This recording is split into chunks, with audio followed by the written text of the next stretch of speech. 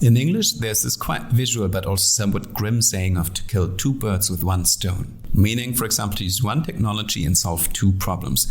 But what if you not only could solve one or two, but 3, 4, even 5 problems with one technology? That's exactly the promise of Vehicle2Grid. Within this decade already, we will have millions and millions of electric cars on our streets, all coming with a very expensive and also very powerful battery pack.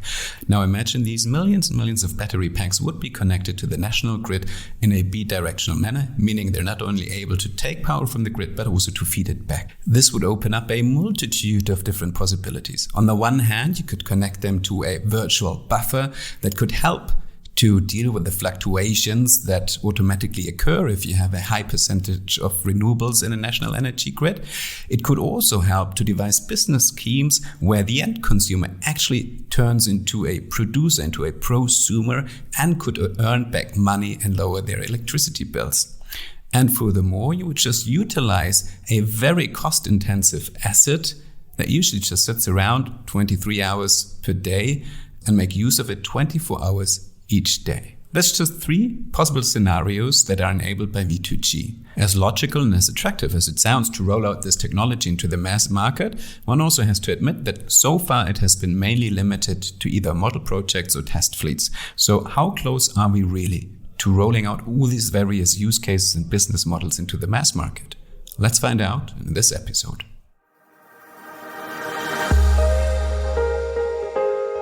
Welcome to the Smartery Podcast, a podcast for and with the creators of the new energy world.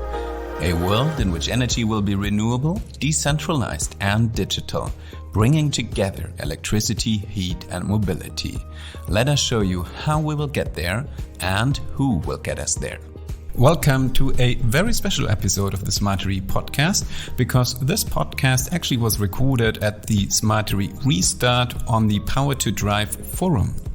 So instead of me interviewing 1 or 2 persons remotely, this time you'll actually listen to us having a very lively panel discussion with more than 5 panel guests. Part of the panel is Niklas Schirmer, Head of Strategy at Elli, a company of Volkswagen that focuses on all the services around the electric vehicle. So think of charging infrastructure, charging services, payment services, etc. Also in the panel is Markus Fendt, Managing Director and CSO at the Mobility House in Munich, a company that has made it its mission to bring V2G to life and is involved in all sorts of very interesting projects. One of them being, for example, transforming more than 2,000 used batteries of the Smart 2 into one large second live battery buffer capable of buffering 13 megawatt hours. Also in the panel is Dr. Rüdiger Freimann, Head of R&D at the Erwin Hymer Group, one of the largest producers of RVs. Now, why do we have somebody from the RV industry in the panel? Well, an RV usually is a very expensive asset that often is utilized even less than the average car usage, so it makes perfect sense to connect it to the grid and have it work for you while you're not using it. Also part of the panel is Tillmann Laux of Sono Motors. He's responsible for product management energy services. Sono Motors is working on a very interesting and very highly efficient electric vehicle that comes with VIPV already integrated into the car, so vehicle integrated PV, and apart from that also has its very own inverter installed already so that it is V2G enabled in any situation. And last but not least, Markus Emmert from the board of the German Association of Electric Mobility. And he's in the panel as an expert for anything that relates to politics and regulations. He's heavily involved into all the political discussions and behind the scenes works on a German level, but also on a European context. So let's just pass on to our panel discussion and dive right into it. What is on the street now that's already working as we speak? It's not a prototype. It's not like a mock-up as you presented, for example, but it's really working. I would like to direct this to you, Tillmann, because I know that you're going to be part of a project in Utrecht, in the city in the Netherlands, and they're planning to set up a site all around the city with charging points that are charged, that are fed by solar systems on private homes around the neighborhood, and then can be used for Vehicle2Grid enabled cars. I think Sono Motors is going to be part of it. I think Hyundai is going to be part of it. So maybe you can explain a little bit what's really the status quo in the sense of it is working and it is out there. Yes, as you said, it's a very special place in the Netherlands. It's Utrecht, and what's special there is because there's a lot of support from the local municipalities, but also from the other stakeholders like the grid operators, and from the company side. So what we are doing is we supplying 100 vehicles to a local mobility service provider, and what they are doing is they're pretty much doing things very similar to Sono Motors. They charge those shared vehicle with solar power, mainly solar power. They share their vehicle. It's a stationary sharing, so that's a little bit different from us. And every time the vehicles are not shared or used, the vehicle should provide power back to the grid. So, and of course, those 100 vehicles are not there yet. So that's a little bit look in the future. But what's happening all right there is, as you said, there are a lot of companies having prototypes there. We are working closely with We Drive Solar, the company there, on our concept and develop our bidirectional charging concept further there.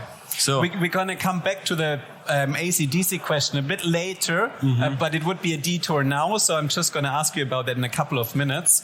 I want to jump from the Utrecht project maybe to you, Markus, because at the Mobility House, that's one project. I think there's other model projects around. I'm sure you're well aware of some. Maybe you can say, what do we have here in Germany, for example, that's a little bit larger than the Nissan Leaf in your garage at the office.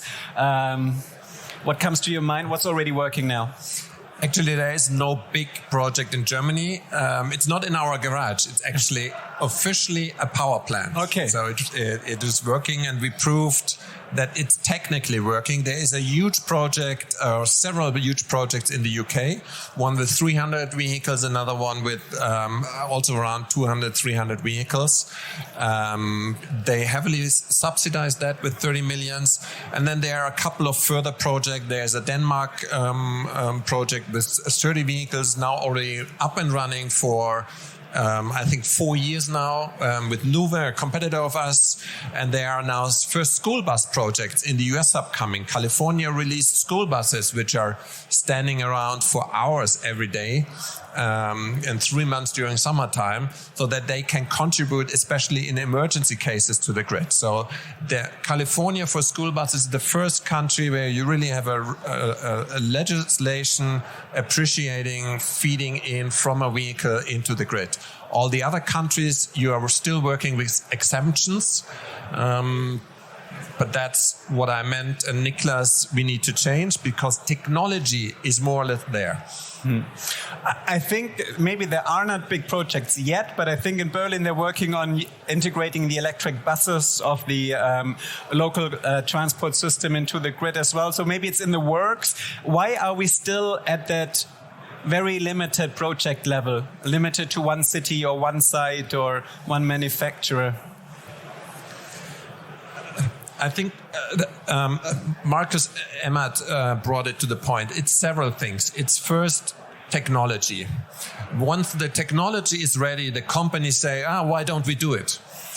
It works. So what currently happens, and this was not the case 3-5 years ago, that everybody within the industry now, but even trailer companies, not somebody who you would mention or imagine to be the first ones, say, why don't we do something? And now we all back and complain with the regulator, and then still the customer has to be convinced, because certainly you might be afraid that if you provide your vehicle to the energy market, your battery might degrade. This is not the case. You can completely control that, but each technology starts in niches. Each innovation starts in niches, and we just have to accept that. And then it evolves out of those niches because regulation changes, customer adapt, and that's what we currently see. And if you have thousands of school buses in the US up and running in the next couple of months and years, then people will say, well, why don't we do that with delivery vehicles? Or why don't we do that here in Germany with private vehicles?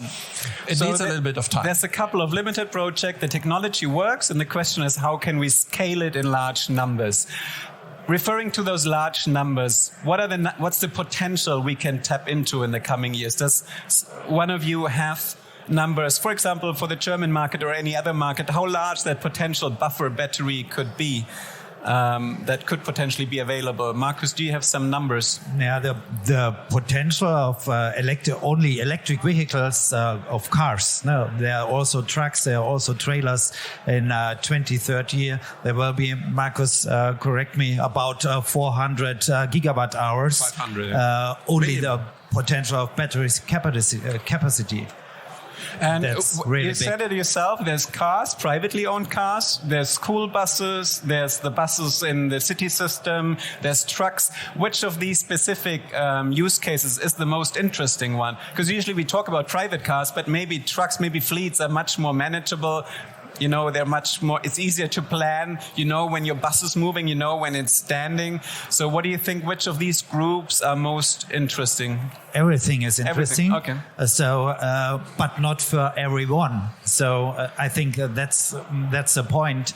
So not 10 million electric cars will use Vehicle2X.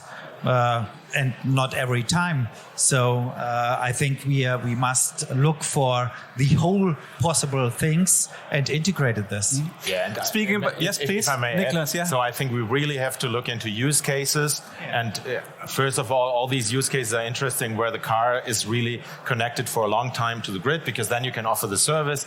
A car that is on a fast charger would definitely not go for feeding back the energy or the electricity, the power at that time into the grid. And so I think those cars will be coming into that business that have a certain pattern that you can predict. Actually, that's something that I want to ask you, because one of your colleagues, he's at Volkswagen, you're at Elli, but I read an interview from Martin Röhmheld and Markus Röhmheld. Martin Röhmheld. Yeah. And he said something interesting. Usually the numbers that are out there say that 80% of the privately owned vehicle will be charged at home. Martin disagreed and he said it's probably more around 60%. So what do you think? How many vehicles is Volkswagen, so your sister company, so to say, the mother company, planning with more in the fast charging category? And what do you think? How many of those cars will be really available in a plannable manner? Yeah, well, I mean, we are going through a transition. Today, our customers are mainly those that have a charging station at home, because in the early days of electric mobility was for those that could afford it, actually. That usually comes together with a private home. But now the mass market of electric vehicle, of course, starts, and now we are addressing also customers that live in urban situations without a private parking, without those opportunities to integrate your own PV system, for example. And for those, of course, you will have more the public fast charging options, also charging in cities. And in the end, I mean, you can look at it from a sociological angle and really look into predicting the numbers, which percentage goes in this decentral charging, which percentage goes into the fast charging. I would not come out with a number here, but it will definitely not stay as it is currently. And in the end, if we have a saturated system, it will all come down to the mobility need of the customer. And I think that's what we really have to take into our consideration, that in the end for the customer it will be still the need for mobility. And of course, in the meantime, the car does something in the energy market, but for the customer it stays the same. He plugs in the car, maybe in the future it will be automatically plugged in, and then some services are running. Today it's only charging, but tomorrow it's smart charging, and the day after tomorrow it's Vehicle2Grid integrated charging. But for the customer, it will be still mobility. I would play this one to Rüdiger and also to you, Markus, in a minute, because you say the first need is mobility. With Rüdiger, that's actually not the case. The first need is literally standing still mostly and enjoying the RV in a beautiful setting, ideally, or having it parked next to the house. Not only. Charging is really a big issue. I think the biggest concern of the OEMs, like we will be, and the customers, is the cycling of the battery. So if you cycle in a car, you can estimate the cycle maybe 2,500 cycles in total, 0 to 100. If you add that to grid option, My solar system has also the battery, and I cycle it minimum once a day. It's only 8 kilowatt hours.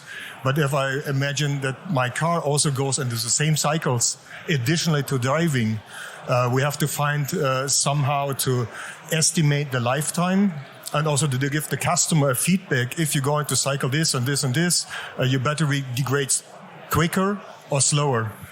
So back into the data area, so we need more transparency for the customer about the state of health of its battery. So Germans, I mean, that's an international word, angst. So we not only have the Reichweiten, so the range angst, we also have the cycle angst. Is that more on the OEM side because they have to put out a warranty and a quality control, or is it really a customer angst? We need a solution. So finally, the OEM has to give some guarantee, of course. At the moment, we see 8 years guarantee at the regular use. If I add my cycling at home or to the grid, this is an additional load, maybe more cycles. So we have to monitor the battery in use, driving and standstill and in grid to say, okay, the guarantee will last that long. If you use more SOC differences or more cycles, the battery will degrade faster. On the other hand, you can earn money with it. So there has to be a balance. So the customer has to have the possibility to decide my battery can be used like this. And so let's have a look at experience. Markus, you already have smart batteries in a second life setting. What are the numbers so far concerning cycles and having this different use in a car for driving or as part of the energy grid as a buffer? How does it affect battery aging, longevity? Let me start on a higher level. You just mentioned angst. We should all have climate angst. And we should do something against it. So we need to have CO2-free energy. That we all know. We need much more. Therefore, you are here. You're looking around what kind of solutions you can get here. And on the other side, we need to have CO2-free driving. Manufacturers like Sono, Volkswagen, and many others, Volvo over there, are now on that track. We pay 50, 100, 85 kilowatt hour batteries sitting in the vehicle already. So we should make use of it.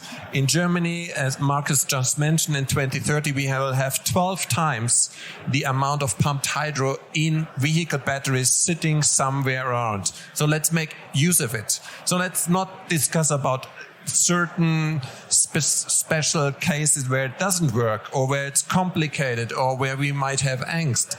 Let's get our ambitions as German engineers back and say we solved that issue. We do something against it. And to come back to your question, yes, it depends. If you cycle a battery every day, you for sure degrade it. But just imagine, even if you do Vehicle2Home, you need an average 6 kilowatt hours a night when the sun is not shining. So this is not even a full cycle a week to feed your complete home. Not even a full cycle, so not even 300 cycles a year. The batteries are around between 1,500 to 3,500 cycles capability. So you need an average 1 to 2 cycles a week for driving. So cycle degradation is for most of the customers not an issue. If you're a taxi driver, sorry, you are excluded. All right, not an issue in your opinion? Yeah. I would not say but. I may add one more aspect. Rüdiger started already. Yeah. I would not say a but to this. My experience is the same. The 8 kilowatt hours battery I have on the solar system will get me through the night. But now I have 2 electric vehicles. And if I want to charge when I come home, no, I need much more. No, you need to charge during the day. We need a plug everywhere. Yeah. If you are at work, you should charge when the sun is shining. Yes, of course. That's the best solution. But reality tells me different because the solution of charging at my employer is not broadly available. We do have, but we do have more EVs than charging points at the moment. It will change, but my daily drive today, I have to charge at home. It's good because I can use solar energy at my home, but I need more buffer than only 8 kilowatt. Come to the Mobility House booth, we help your employer. Rüdiger, let's just assume that is not going to be an issue in 5 years, hopefully. So for where we want to be, that problem should be solved, ideally. You wanted a quick reaction on that? Yeah, it's all about the cloud and the scaling of all the technologies. So if you have hundreds, thousands or millions of cars under management, then of course you don't need to cycle the individual car to the maximum. You can cycle a lot of them to that amount that you need, and you can really be in very smooth areas of the battery. So I think that's what we have to look into, and then you don't have these edge effects that you are talking about, and then all the services run. So I think there's a big opportunity, and I think opportunity is that what I wanted to say against this word angst. Always where is the angst, there's also an opportunity, and let's take the opportunity. So if I rephrase you, what you refer to as more having the intelligence in the grid, and then if, for example, if Volkswagen would have 5 million batteries out there, it would be also in the interest of Volkswagen to make sure that the cycles are evenly spread in the Volkswagen fleet, so to say. Definitely. Yeah. It's the intelligence in the grid, it's the intelligence in the charging station, and it's the intelligence in the car. And we all have to combine all these 3 points of intelligence to make it even more intelligent. Mm-hmm. So there are obstacles, but huge opportunities. We want to focus on them. We got a little bit into the technical talk, so I want to stay there before we come to the business side of it, and include you, Tillmann. That is the cycle issue. The other one is the AC/DC question, the inverter question. How does it work, or how will it work in Utrecht? Because I know the Sonos comes fitted, I think, already with an inverter, so you can feed the energy back into the grid as the grid needs it. Is that the case with the Hyundai as well? And how are the charging stations fitted? With an inverter, without an inverter? What's the issue there? Well, I cannot speak for Hyundai, what they are doing, but for us... But surely they must communicate with you. You're in the same project. Yeah. Yeah. So in this project, well, the charging stations, they don't have an inverter inside. What's also like impressive in this setup, that already for the past years, each public charging station that is set up in Utrecht has the capability, the technical capability of being bidirectional. So there is no inverter in it, but they already integrated like this early stage charging protocols that are needed for bidirectional charging.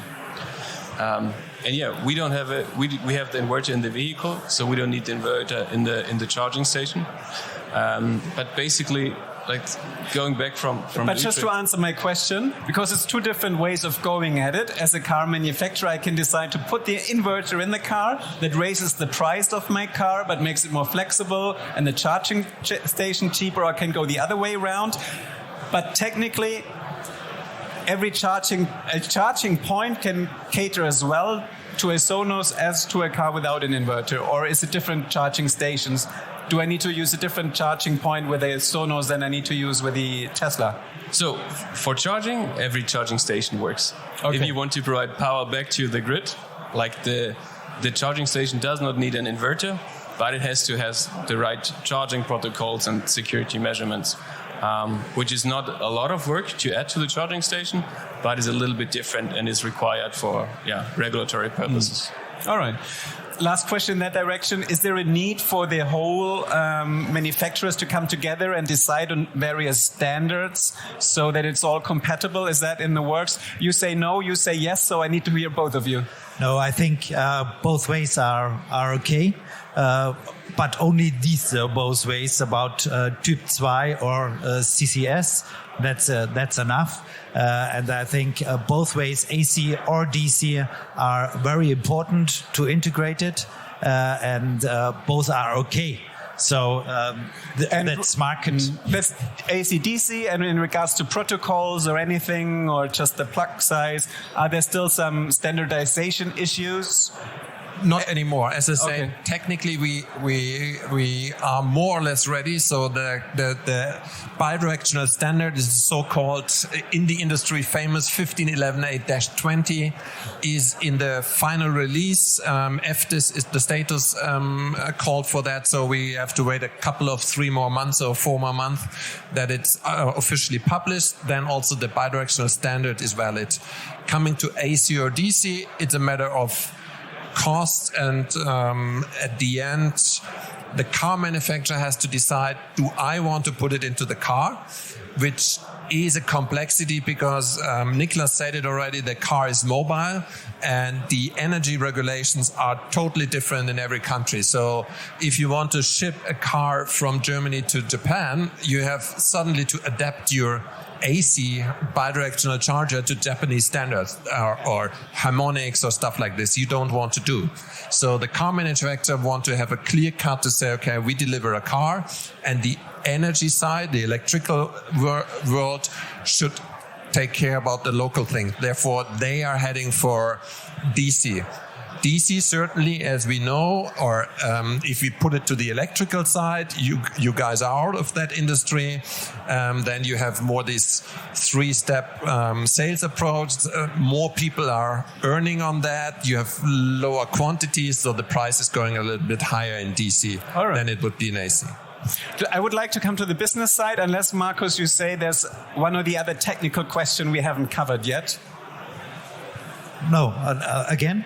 I said I would move on to the business, like the question, how can money be made in this system, unless I overlook one or the other technical question or legislation question that you think still needs to be discussed. Okay, I know we have a problem here on stage. It's not so easy to understand us because we don't have the monitor. But yeah, no. So this, I don't think so. Okay, perfect. So how can money be made? Where's the money in the system now? And how you made it really rosy. It's in the beginning when you talked, you said a zero cost model for me as a user. I guess there would be some initial investment involved, but how do we get to this zero cost as a car owner? So you just go to the neighbor hall and talk, or Fennicon over there. We built a stationary storage with them.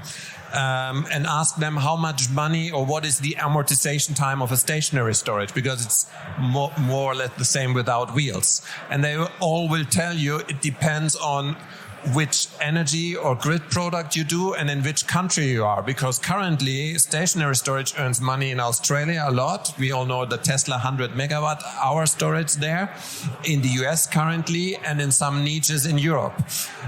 So coming back to regulation. So you can earn around, we estimate currently on the stationary storage around €1,000 per vehicle battery calculated.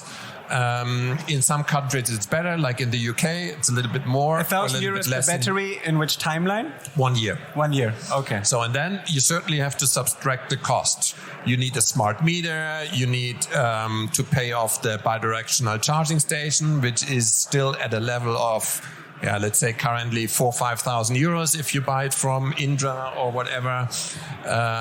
So that you have to repay over the years. Will we have that same amount of money able for electric vehicle in Germany? I hope so. I hope everybody voted for the right party and is now pushing that party that we get the legislation for an innovative energy system of the future. Still, I think at the moment, at least, for example, if I run a large industrial site and I need to buy electricity at the wrong time in regards to market prices, it's very expensive. And I guess that's something where if I'm part of a buffer fleet, so to say, I could make money because I can offer energy at a cheaper price. Can you just explain that system in a more eloquent way? Because that is potentially money you're going to tap into, right? Yeah, we have a 2-step approach here. The first step everyone is looking into is, as I said, the behind the meter story. That's the point when the customer saves money. And then our question is, of course, how to earn money from customer saving money. That's a difficult business question, actually. And then the second step is if you really get the money through your books, and then you're looking into all the energy markets, and then you're looking into value stacking of different options that you have there. So if you look into wholesale markets, then of course the story will be to really run through the spreads that you have. We already see today that the spreads in the wholesale market grow bigger and bigger. So there are hours where the electricity is very cheap, and there are other hours or quarterly hours where the electricity is very, very expensive. If you have the capability to feed the electricity back to the system, then of course you would use the expensive hours to feed it back and the cheap hours to get it. So that's where you can earn the money. Then we have all the system services that you can add on. And so there are a lot of pools that we can tap into if we are allowed to do so. And that's also on the cost side. What systems do we have to establish and what metering and whatever requirements we have to fulfill to really go into these value pools. So the business case in the end will be a mixture of getting over hurdles on the technology side and on the regulatory side. That's our cost side. And then tapping into these options that you have on the markets. And so I wouldn't come out with exact numbers because nobody knows the future, but I think they are approximately the same height as you said. So there is a case, and there's a big case. Maybe one of you can... yeah? There is no easy answer. So Niklas was as long as the energy market is hell complex. Yeah. There is no easy answer, but there are companies like Elli, mobility or energy suppliers, they will take all the burden off you and they will take care of it, always focusing on the customer first. So mobility needs first. And it just maybe some of you can put it into context, because what you read a lot out there is that Vehicle2Grid enabled cars can save the system operator around 10,000 euros or something like that. So where does this number come from? That's why I'm asking. You say no. It's roughly over 1,000. 1,000 per year. I guess then they thought 10,000 if it's the lifetime of a car, if you put it at 10 years, probably. Yeah. All right. You just wanted to say something, Markus? Yeah. I would like to say something. So we need about the business, we talk about the business cases, but another business case is the customer.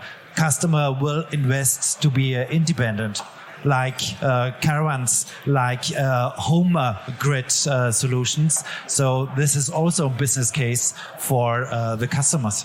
Yeah. I also learned there are several business cases. So the first one is home grid integration. You save the solar battery, you use your car. But so you replace the home storage. Yeah. I just want to say that out loud because of the next hall we have here. They sell home storage.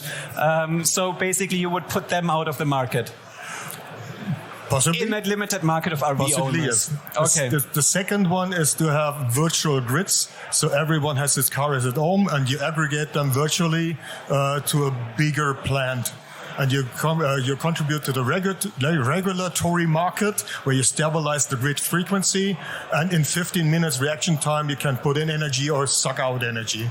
And that's something the grid operator would pay for on the one hand, or you use the brokerage effect of buying at the right time and feeding back. Exactly. And this is the regulatory market in the 15 minutes reaction time, not the big plants in 2 hours or 3 days.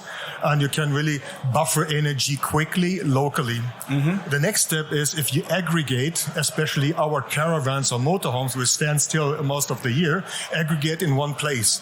Then you have an additional business case because you can help local energy suppliers to buffer a grid extension.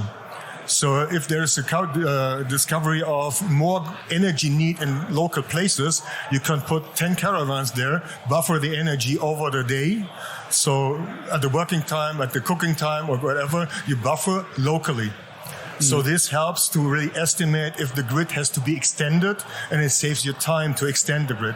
So there are different business cases. Before I come to you, Tim, and just quickly, how many of those caravans will be there actually, and what are we looking at? Are we looking at your self-driving caravan that's going to be electric, that now has like a combustion engine? Are we looking at a trailer that just has a larger battery? What are you planning? If I would know. Okay, you don't know when yet. and how much. But according to the legislation on exhaust, on bans on CO2, so this will come, definitely. Maybe the big break is in 26 when the Euro 7 will come.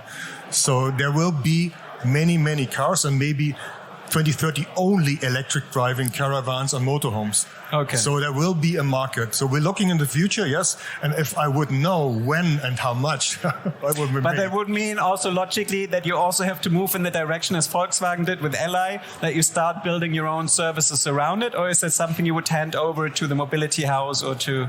Not decided, but we need to. Because the battery is the most expensive part in all the system. If it's a caravan, if it's a motorhome, it's the most expensive part. And if it's standing most of the time in the year, you have to maintain the battery, as I told before. So a little cycle keeps the health of the battery. And using the battery for your own benefit, we calculated that for 1 kilowatt hour a year provided into the regulatory market, you can earn 20 to 40 euro. So 100 kilowatt would be 2,000 to 4,000 euro a year. If I have only 20 kilowatt, I can earn less, depending on what I supply to the grid. So there is a calculator formally based on the history of the regulatory market. So you can earn money. Markus already gave you your card, which is interesting, because if you manufacture this large fleets of RVs, either you are in the business yourself or somebody else starts building the platforms and running the aggregation. As I said, undecided. Maybe to start with a partner. Well, there's grow. a helping hand next to you. Let's jump to you, Tillmann. What's the actual business case for you?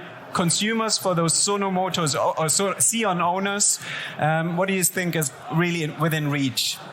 And what is reliable? Because we heard there's so many unanswered questions. What kind of business case can consumers rely on for the next couple of years?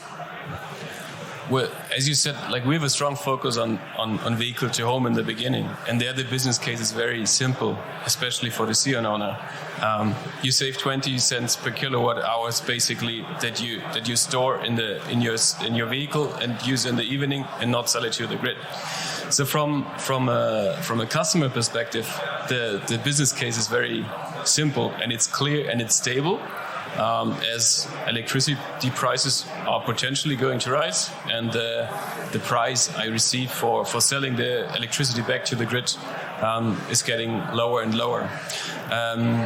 So, and also from our perspective, what we see is like the customers out of our, I think, 13,000 reservations we have, for 1/3, really the bidirectional feature and the Vehicle2Home feature is the most important or the second most important reason to buy the vehicle. So they don't think about Vehicle2Grid, like selling electricity to the grid or earning money with a vehicle. They just want to become more independent, and they see the simple business case at hand that I can save money if I store the electricity in the vehicle instead of selling it to the grid. And there, just to complete the picture, for those who are not in the context, that means it's a PV owner using the car as a storage. Yeah. Yes, exactly. Okay. Nice. So we heard a couple of business cases already. Markus, why is it so difficult to get consumers on board? There seems to be money to be made in a very simple and reliable way. A little bit angst. Angst about the technology. I think the business case is really important, and the regulations. So sometimes they can use Vehicle2Home solutions, but it's very difficult. You need partners. They know about the rules, and I think 2 or 3 in the whole Germany can help the customers to integrate this. So that's the reason. And before, only 2 OEMs like Nissan and Mitsubishi can use it now. So we need OEMs to produce these cars and bring it to the field and make this business together with the customers and their regulations. Mm-hmm. To give you one clear example, currently stationary storage, the guys over there, they are released from the taxes if you store and release the energy. Mobile storage are taxed when you charge the battery and taxed when you discharge it.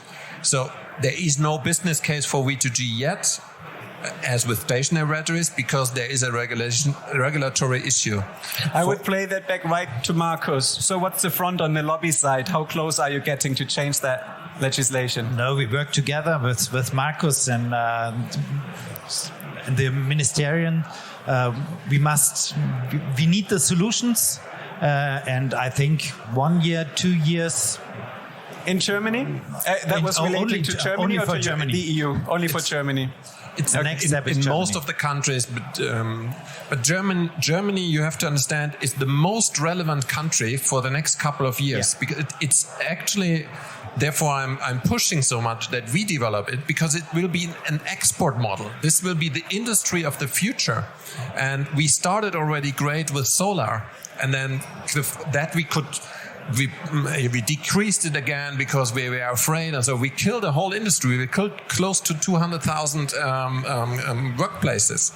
Now with e-mobility, you can't do that anymore, because the electric vehicles will come. They have to be integrated, and now we need to make use of it. And if you do it smart, we will be those guys who can export new technology, being it software, being it hardware, abroad. Therefore, we need to have these regulatory changes, because it's the wealth of our future. The other countries look for Germany. I just wanted to, maybe we come to the close here of the session soon, but let's have the international perspective at the moment, because you said it. I mean, when it's about battery production, Asia is ahead around 10 years. We're now starting to catch up with battery manufacturing here in Europe and the first gigafactories. So how is it looking with V2G? We heard it, Hyundai already produces V2G-enabled cars, Nissan does. Are we close enough to catching up? Maybe that's a good question for Volkswagen. It looks like Volkswagen will have the most electric cars on the road, already has as of this year, I think. Yeah. So will we also be able to be globally competitive in terms of V2G? Yeah, I think that comes together. The business model for V2G has the car and the enabled car, and this is what Volkswagen will bring to the market. And we will need all the infrastructure, the balance of system elements, and this is also coming. And so, and third of all, we need the regulatory framework, and I think we have to push in Berlin, but we definitely have to push in Brussels, because if we push in Brussels, we can enable the same regulation for entire Europe. That will be the game changer here. And in the end, it's about the value proposition for the customer. And I think we don't have to forget that. We talked about the business model for the customer, but I would say, okay, let's talk about the value proposition. That's charging green mobility, CO2-free mobility, low TCO, that's what we mentioned. And in the end, it's convenience. That was Markus Emmert of the German Association for Electric Mobility wrapping up our discussion. As he said, we really have to push for a much clearer legislation, not only in Germany, but also on a European level, but more than just focusing on numbers, on business cases and on legislation. We really have to sell the value proposition to specifically the end consumer in order to have their buy-in into any V2G scenario that we might try to implement. My most important takeaway, though, was that we really are very close to a real-world scenario where we can see V2G-enabled cars not only in experiments or trial fleets, but out there in the real European or German market, with Volkswagen, for example, starting in 2022, or Sono Motors following with their Sion by 2023 already. And personally, I think it will be very interesting to see which kind of brands will dominate the V2G market. Will it be established car manufacturers such as Volkswagen, new players and startups such as Sono Motors, or completely different players such as the Mobility House? That's something that I'm very eager to see happening in real life.